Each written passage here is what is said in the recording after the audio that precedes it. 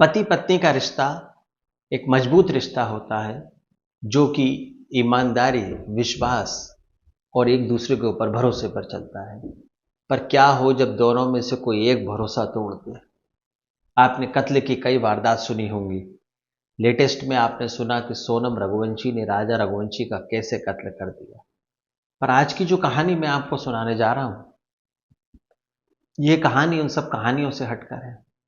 इस कहानी में पत्नी पति को मारती है, मारने के बाद नहलाती है, उसे परफ्यूम लगाती है और नए कपड़े पहनाती है और उसके बाद उसकी लाश को ठिकाने लगाती है। ऐसा करने के पीछे उसकी वजह क्या थी, वारदात को अंजाम देने का उसका मकसद क्या था, ये सब कुछ सिलसिलेवार इस कहानी में जानने की कोशिश करेंगे। नमस्कार, आदाब, सत श्री अकाल। आप देख रहे हैं प्रदीप स्टोरी और मेरे चैनल पर पहली बार आए तो चैनल को सब्सक्राइब कर लीजिए ताकि ऐसी सत्य घटना आप तक पहुंच सके। काफ़ी दिनों से मैं वीडियो नहीं बना पाया क्योंकि पारिवारिक समस्या में उलझा हुआ चल रहा था। उसके लिए मैं आपसे क्षमा चाहता हूं और बिना समय गवाए आप कहानी को शुरू करते हैं।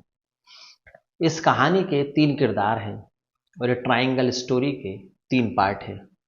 पहला पति नागेश्वर, दूसरा उसकी पत्नी नेहा, उम्र 26 साल, और तीसरा उसका लवर, नेहा का प्रेमी जिसकी उम्र 20 साल। कहानी के शुरुआत से ही हम समझने की कोशिश करते हैं कि कहानी की शुरुआत हुई कहां से।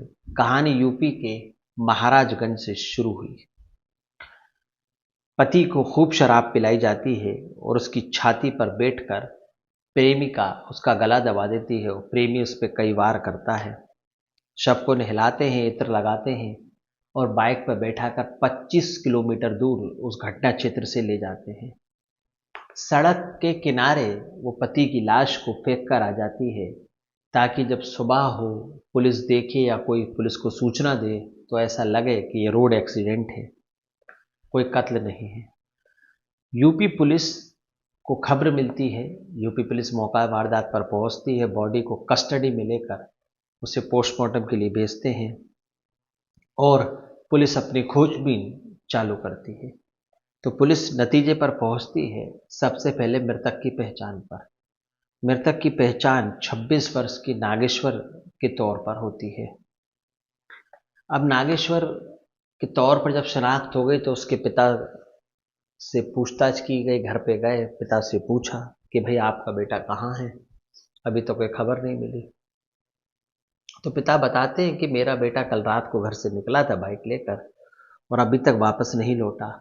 मैंने उसे खूब ढूंढा, खूब ढूंढने की कोशिश की पर वो मुझे नहीं मिला। फोन लगाया तो फोन स्विच ऑफ जा रहा था। पुलिस ने पूछा आपको किसी पर शक है?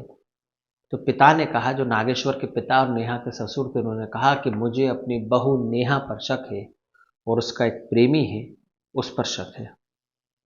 ये दोनों ही मिलकर इस घटना को अंजाम दे सकते हैं क्योंकि मेरी पत्नी ने मुझे बताया था कि अपनी बहू किसी लड़के से बात करती है। तो जाहिर सी बात है कि जो वारदात को अंजाम दिया गया मेरी बहू और उसके प्रेमी ने ही दिया है।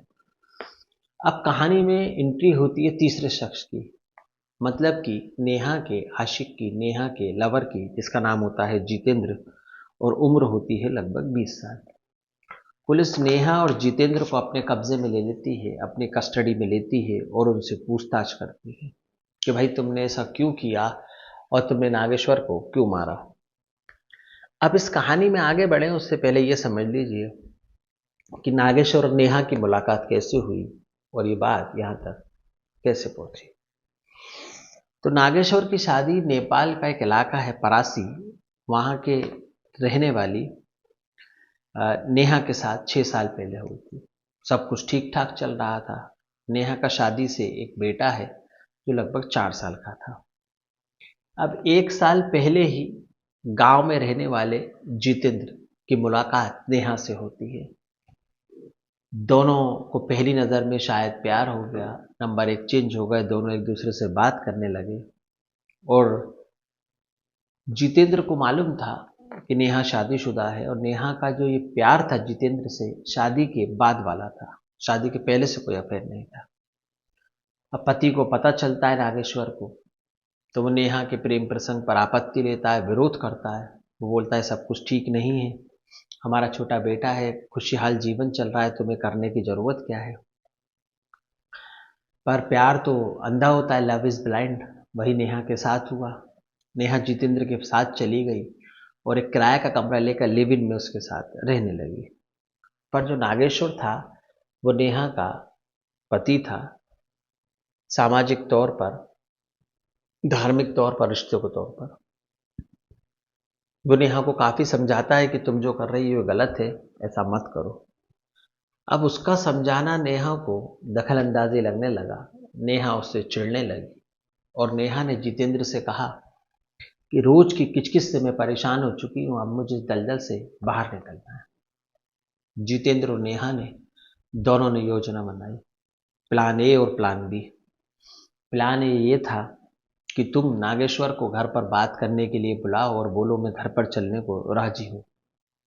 और प्लान बी ये था कि शराब पिलाई जाएगी और शराब पिलाने के बाद जब वो बेसुध हो जाएगा तो हम उसको कत्ल कर देंगे।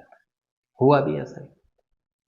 नेहा ने नागेश्वर को घर बुलाया, शराब पिलाई, चिकन खिलाया और जब वो शराब के नशे में धुत हो गया तो उसकी छाती पर बैठकर नेहा ने उसका गला दबा दिया और उसके प्रेमी जितेंद्र ने धारदार हथियार से उसके ऊपर कई बार किया। अब इसके बाद नागेश्वर को दोनों मिलकर नहलाते हैं, बॉडी से पूरे खून के निशान मिटा देते हैं, कमरे का में से पूरा खून साफ कर देते हैं। नागेश्वर के कपड़े बदले जाते हैं और इत्र लगाया जाता है।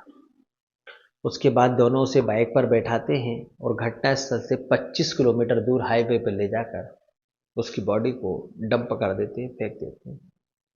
उनका सोचना ये था कि जब सुबह लोग देखेंगे, पुलिस को सूचना देंगे तो ये एक्सीडेंटल केस लगेगा, मर्डर का केस नहीं। और इस घटना को अंजाम देने के बाद वो दोनों बॉम्बे भागने वाले थे, बम्बई भागने वाले थे। पर कातिल कितना भी शातिर क्यों ना हो, कितना भी समझदार क्यों ना हो, ये भूल जाता है कि कानून के हाथ बहुत लंबे होते हैं। और नेहा और उसके प्रेमी जितेंद्र के साथ भी कुछ ऐसे ही हुआ। महज 24 घंटे के अंदर ही पुलिस ने जितेंद्र और नेहा को पकड़ लिया और उनसे जुर्म कबूल करवा लिया। दोनों ने अपना जुर्म कबूल भी कर लिया। संबंधित धाराओं में दोनों को जेल भेज दिया गया।